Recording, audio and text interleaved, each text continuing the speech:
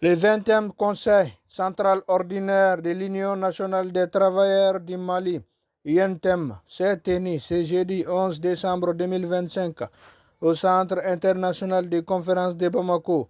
Le thème retenu était travail décent, salaire juste, sécurité sociale pour tous. La cérémonie d'ouverture a été présidée par le ministre du Travail Fasson Koulibaly, accompagné du secrétaire général de l'UNTEM Yacouba Katile, en présence des délégués venus de toutes les régions. Notre conseil se tient dans un contexte national marqué par des défis sécuritaires persistants qui affectent la vie des travailleurs, les activités économiques et la stabilité sociale. Des pressions économiques fortes liées au changement géopolitique, aux sanctions passées, au ralentissement du commerce et aux difficultés financières de l'État et des entreprises. Des enjeux majeurs de souveraineté, qu'il s'agisse des secteurs stratégiques, de la transformation de nos ressources naturelles ou de la maîtrise de nos politiques publiques.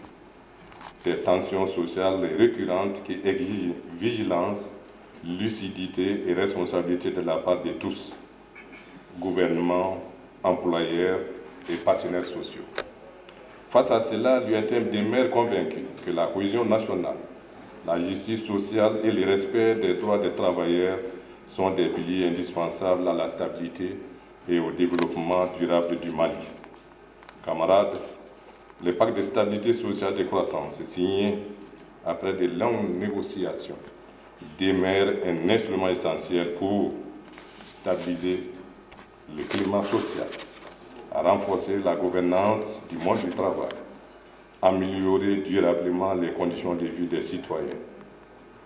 Nous devons aujourd'hui interpeller respectueusement, mais fermement, toutes les parties signataires, l'État, les employeurs, les organisations syndicales, les collectivités et établissements publics, afin que ce pacte ne soit pas un simple document, mais une réalité vécue au quotidien dans les lieux de travail et dans les foyers des travailleurs. En tenant ce 20e Conseil central à date, vous venez de donner une leçon de syndicalisme.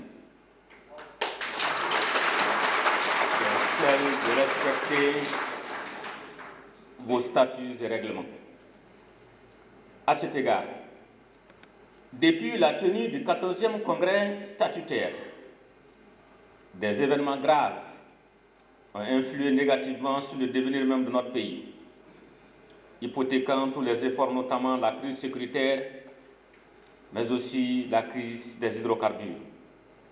En effet, le Mali a vécu ces derniers temps des moments très difficiles, avec la guerre économique que les groupes terroristes livrent à notre pays, avec des conséquences humaines, économiques et sociales difficiles.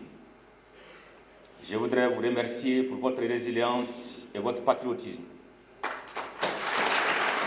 Mesdames et Messieurs, depuis votre 19e congrès, le gouvernement et les partenaires sociaux ont, dans un bel esprit, consolidé les bases de notre démocratie sociale. En témoignent les différentes formations que vous avez dispensées à vos militants, avec souvent l'appui technique du département, et cela conformément aux recommandations du 14e congrès tenu en avril 2024.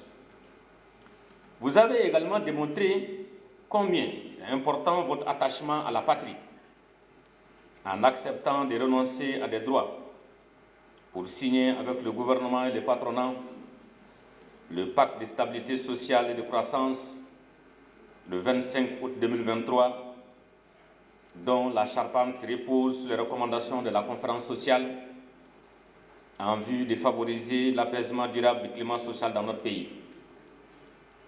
Merci pour votre engagement constant et votre sens de la responsabilité.